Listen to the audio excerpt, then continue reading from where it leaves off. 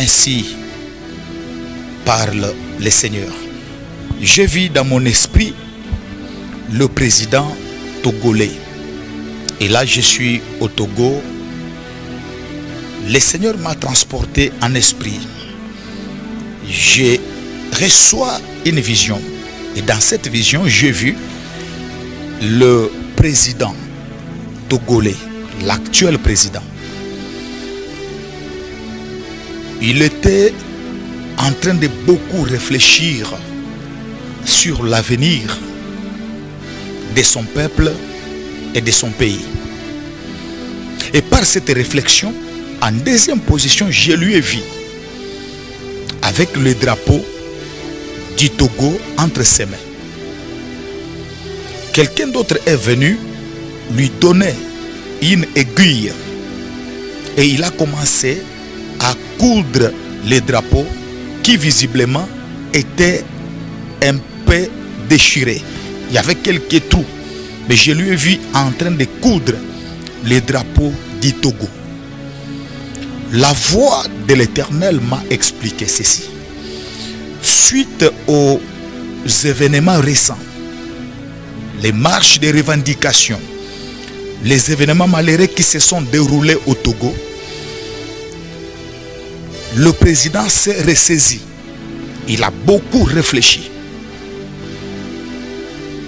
Et par sa réflexion, je lui ai vu beaucoup regretter et prendre des décisions fermes, des décisions puissantes. L'objectif de ce message, lorsque le Seigneur me parle du Togo, c'est que la délivrance est proche et que lui aussi a un très grand rôle à jouer. Lui a un très grand rôle à jouer. Et l'objectif de ce message, c'est aussi parce que le Seigneur veut que nous puissions aussi prier pour lui. Parmi les décisions qu'il a déjà prises dans son cœur, les décisions qu'il n'a peut-être pas encore dévoilées jusque-là, je lui ai vu regretter. Je lui ai vu s'aligner derrière plutôt une démarche pour favoriser la paix et s'inscrire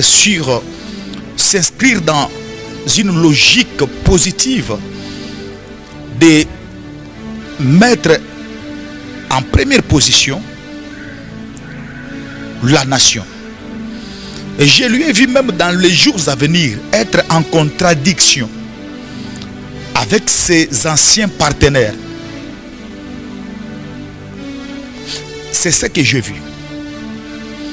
Cet acte, c'est un acte de repentance. Un geste à saluer. Ce que je vous dis maintenant, vous verrez ça dans les jours à venir. Et cet homme que j'ai vu dans la vision, non, ça je ne dévoile pas. Mais il est vrai que il a un grand rôle à jouer, non seulement dans son pays, mais aussi dans la sous-région. Je vis quelque chose qui se passe. Je ne sais pas pourquoi Dieu me dit que nous puissions prier, nous puissions encore lui recommander entre les mains du Seigneur. Prions pour le Togo. Il y a un nouveau chapitre qui sera ouvert et certaines pages, les anciennes pages seront tournées. Mais il est vrai que la paix et le changement va arriver. Personne ne peut dire non à ce qui arrivera au Togo, quel que soit son statut, quelle que soit sa position, quel que soit le pouvoir qu'il a. Parce que c'est le temps de l'Éternel. Et l'Éternel est sur le point de visiter son peuple. Et ce que je suis en train de dire, ce sont des choses qui arriveront. Et elles arriveront certainement. Prions beaucoup pour le Togo. Prions beaucoup pour le Togo. Et il faut même que les hommes de Dieu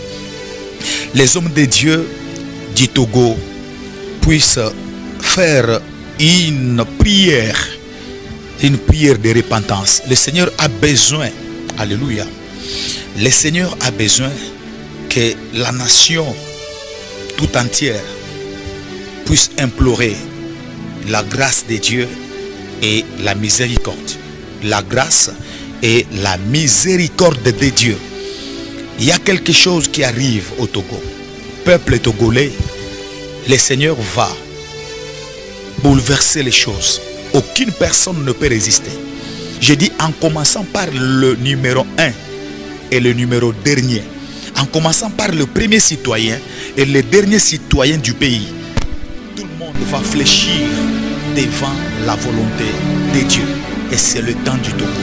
Les jours à venir s'annoncent merveilleux. Les jours à venir s'annoncent merveilleux pour la délivrance de ce grand peuple. Ce que j'ai aimé dans la vision, j'ai vu le chef de l'État pleurer. Pleurer. Et j'ai vu dans son cœur qu'il a commencé à aligner la nation avant tout. Je lui ai vu prendre des décisions, prêt même à contredire certaines personnes, ses anciens partenaires, et prendre des décisions en faveur de son pays. Ces choses vont arriver. Alléluia. Que le Seigneur bénisse les